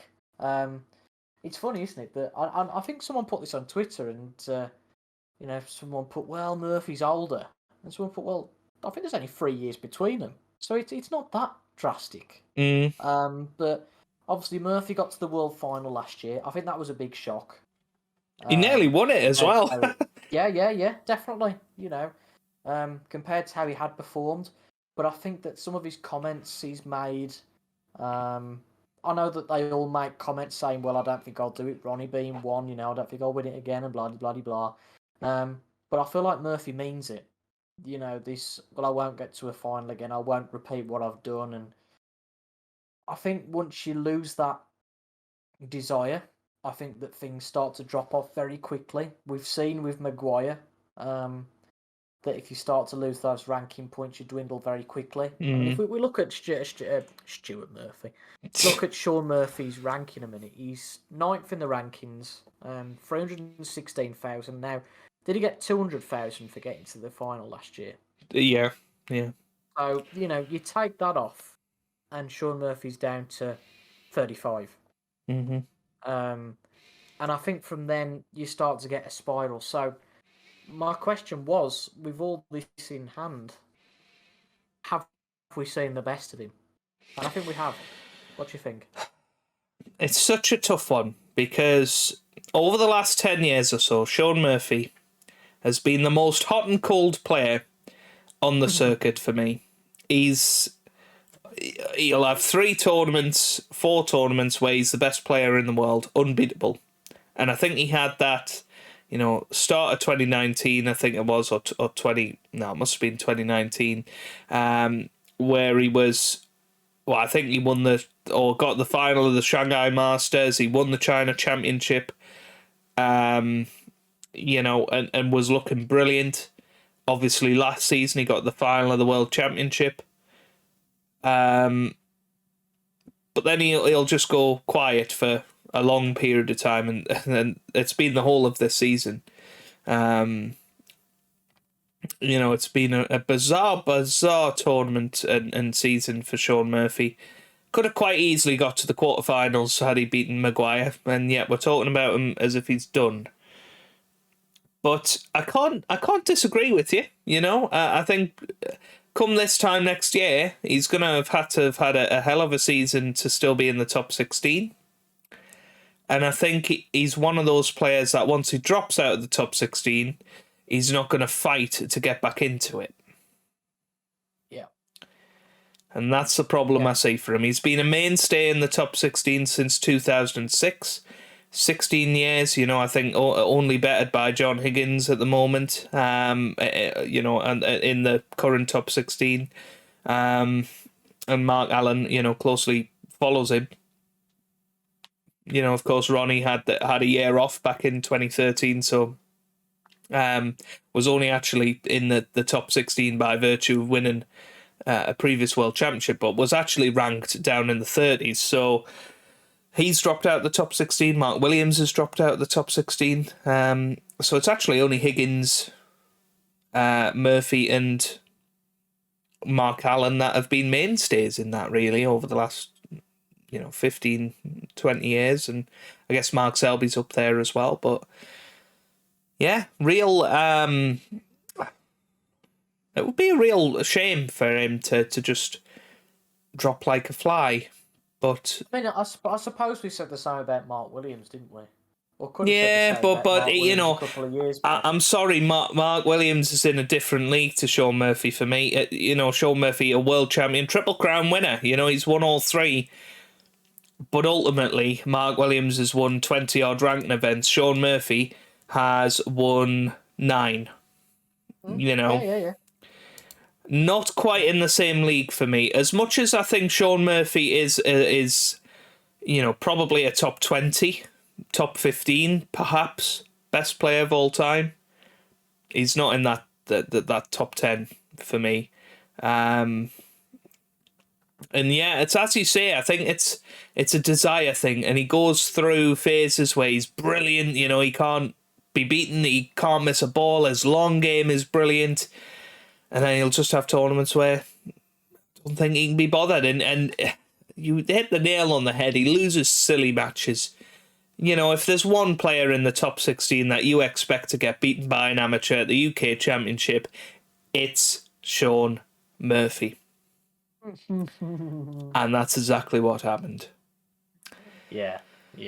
So, you hit the nail on the head. I think it's a toss of a coin. It's up to whether he wants to put the work in over the summer to get back to his sort of level. But if he has a rocky start to the season next year, I think we're going to see him drop out the top 16. And I think once he does, that could be it. Because he didn't, he I think on the 1 year list this year, wasn't even in the top 32. So, that's crazy for somebody of his standard. Yeah, which brings us on to a different point, which I'm sure we'll discuss in a different podcast, which is, have we got now? You discussed the top 32 is the ultimate thing of the quality of snooker below the top groups. We've seen a lot of different winners this year. Is it a truth that we have quality below the top 16? And there's brilliant quality in the tour, or is Ronnie right that he'd have to lose an arm and a leg to lose against some of these players? So it's a talking point for a different podcast. Yeah. It's one of them that can Sean Murphy keep his place on the tour just by scrapping and winning the odd big match? I think he can. It's whether he wants to. Will once he has dropped to 36 in the world or whatever you were saying, will he want to really be putting in the hours time and time again to beat the likes of Tom Ford to get through the first round? Because that's what he'd be up against. Players around him early in the tournament. And it's the fact that if he drops too low, he's not going to have these easy matches to get him going. He will be playing the likes of a Robbo, a Selby, a Trump, an O'Sullivan in the last 16 or even last 32. And is he going to win those matches? I've got to say, 9 times out of 10, probably not. He's not a player I'd want to face in the first round, but yeah, I just hope he proves us wrong, because I do like watching Sean play. I think he's a really great person. I love listening to him. I love listening about his thoughts about the game. Yeah, but I can't see anything else other than him dropping out the top 16. I hope I'm wrong. I really do. But yeah, he'll probably go and win a ranking event next season and keep his place for another couple of years. That's the sort of thing he does. And that's he'll go and win the first 3 now. We've said that. Well, yeah. I mean, he is hoping that would be a great start of the season. I would love that, but yeah, I'll believe it when I see it. Yeah. And we did mention it very briefly. The UK Championship and Sean Murphy being beaten by an amateur in the first round. Well, that's not going to happen again, because the news that came out towards the end of the tournament was that the UK Championship was having this massive revamp, all of this, that and the other. which essentially, hasn't changed much. I was really excited. I thought they were going to go back to best of 17s, which the UK Championship from the first round up to the semi-final always used to be best of 17 and then best of 19 in the final. I really thought that was going to happen again after the success of the long matches. But no, all that's changed is that the top 16, much like at the Masters and at the World Championship, are going to be seeded through to the last 16. So you will not have shocks, basically. You still could have in the last 32, I suppose, but you're not going to have the ridiculous situation that we had last year, where I think only one of the quarterfinalists was a top 16 player. Which, I know a lot of people enjoyed seeing, but from a broadcaster's point of view, that is a big no-no. And when Jack Lasowski is your top-seeded player going into the quarterfinals of a UK Championship Triple Crown event, a couple of seasons, was it this season? No, yeah, it was this season. Yeah, that's just bizarre. Yeah, it is. I think that it's a good move because I think that from what I've watched the last couple of seasons, it feels like the UK's has dropped below the Masters and the Worlds. Being a Triple Crown event, it just doesn't have the same buzz. It's that thing of, especially when a lot of tournaments were being played at the Marshall Arena, it was one of them of, well, it's just another tournament, and didn't really feel that special. I think that on one hand, you think, well, that's a bit unfair that, the top 16 gets seeded, blah, blah, blah. But I think it's a luxury that they have been afforded. I think that being in the top 16, yeah, I agree with that. The free Triple Crown events, you are a seeded player. I'm in agreement with that. Obviously, the Masters is a little bit different, being an invitational event, obviously. But, I'm really happy with that. I'm going to the Barbican for a day in November. I've been tempted to book myself a ticket, been on a bit of a spending spree. Was going to go to the Ali Pali, might still do, but reserved on that one for the moment, with London being a bit further away. But yeah, I'm really happy about that new seeding system. As you alluded to, last year, I think they've tried to take this thing away, but while it's great that we have so many different winners, I think that you have winners that, you get to a point where you think, yes, they're deserving of the tournament, and you can only beat who you're up against and who you're faced with, but ultimately you get to a point where you've got to change these things and try and manually manipulate it a little bit so that you don't get a run to the final that's a run that shouldn't really get you to the final, if that makes sense. You don't have a ranking system or a seeded system in effect at every tournament where a bit like, the only example I can think of, you remember on World Snooker 09? Where you used to, you'd get to the fourth round, let's say, and you'd play a box office player. Mm-hmm. In effect, you wouldn't get to a final without beating players that deserve to be in a final. And that might sound a bit harsh, but I think it's a great thing to do. I'm conscious of turning this into a podcast about next season, so I'll try not to. I'll keep some of my thoughts for the next podcast. So, yeah, I think it's a good move. I think it's a positive move. And I think actually it's the best of both worlds, because ultimately, unless your name's Sean Murphy, if you are an amateur that enters the event and gets put against a top 16 player, you can basically call it good night from there. Generally, yeah.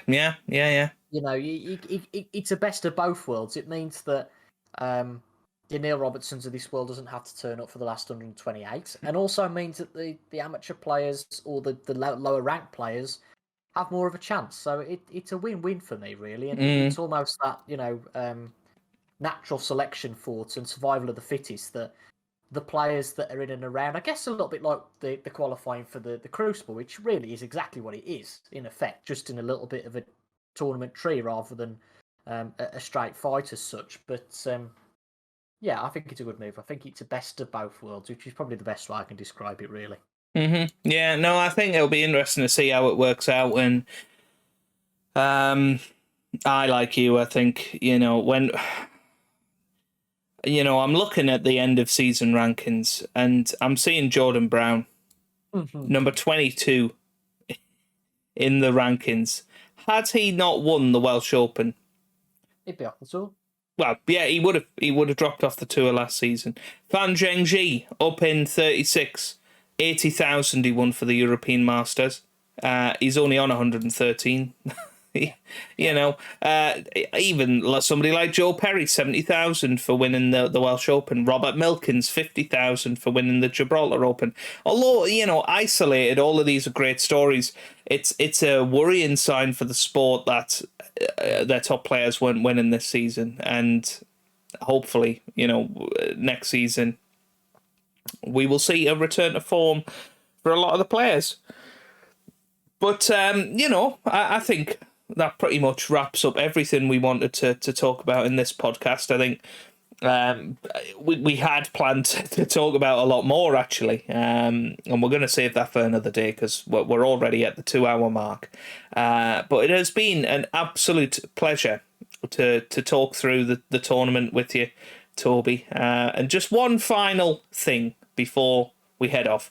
We're going to go back to our predictions of the tournament. I knew you'd do this. And I knew you'd rub it in. Yeah, and there's a new... there's not a new thing. There is a thing that you can do, which I think, linked in the description of the last podcast, where you can... it's for every tournament of the season, you can predict what's happening. And, everybody's ranked. So, I'll go first. Or do you want to go first? Of where you ranked on this... No. Come on, take the limelight. So I ranked 354th in this tournament out of 1,174. So, but not bad. Top half of the table. A score of 41 points. I did predict Ronnie to be the winner.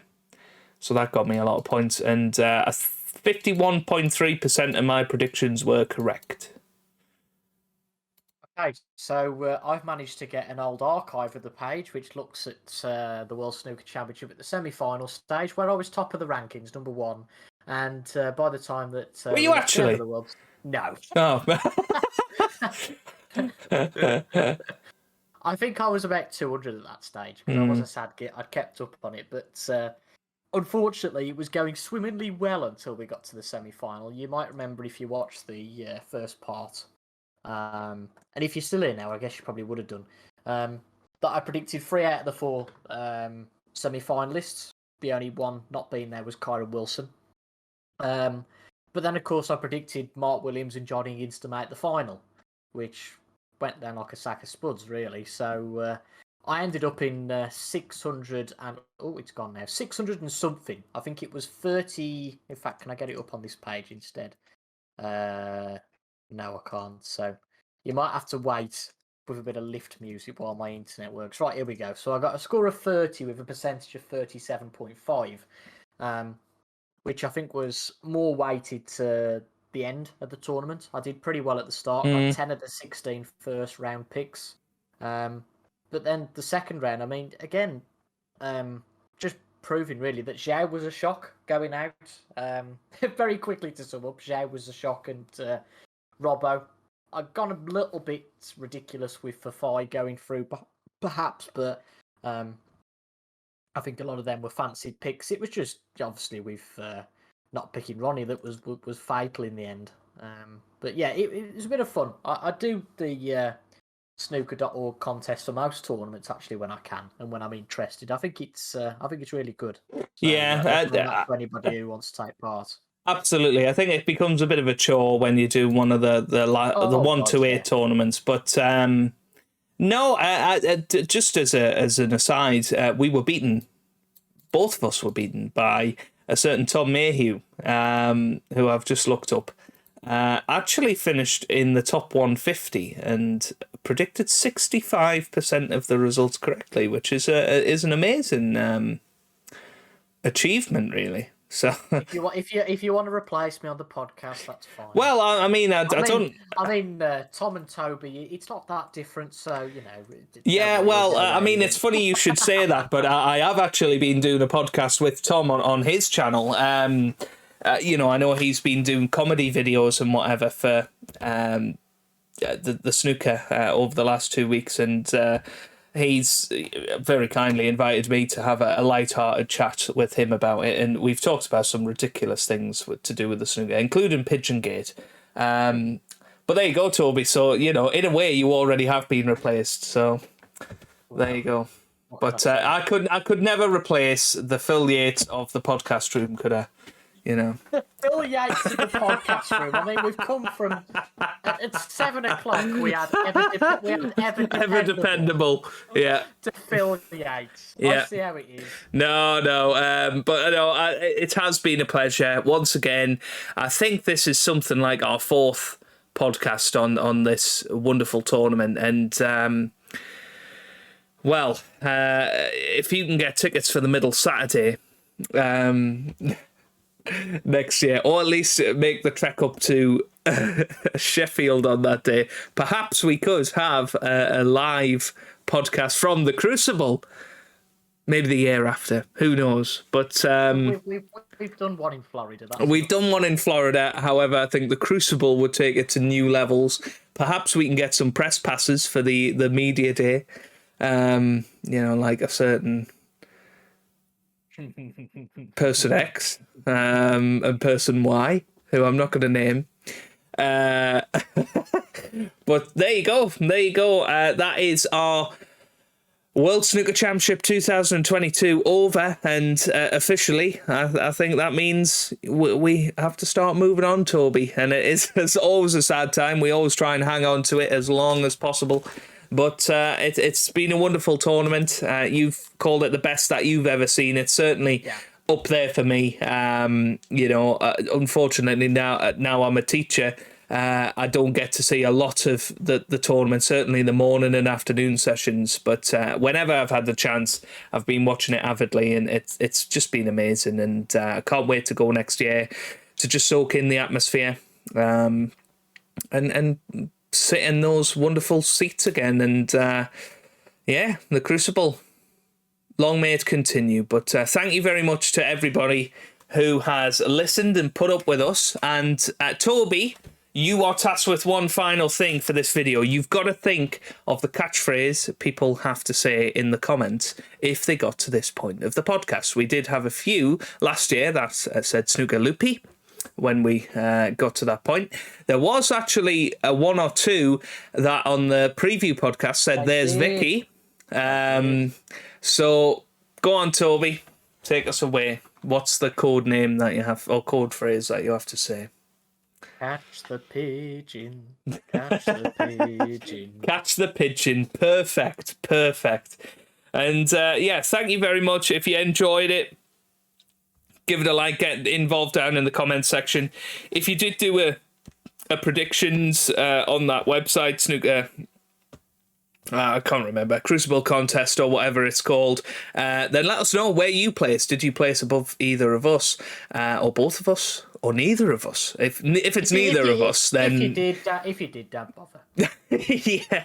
If it's neither of us, then you are even worse at predicting matches, it would seem. But no, thank you very much. We really appreciate it. We'll be back with plenty more next season, with even in the pipeline a potential monthly snooker podcast. But we'll have more info on that in our next podcast, which will be a review of the 2021-22 season in a few weeks' time. So make sure you stick around for that. Subscribe if you're new, and if you're on Spotify, make sure you click that follow button. Getting all posh there. Getting all posh.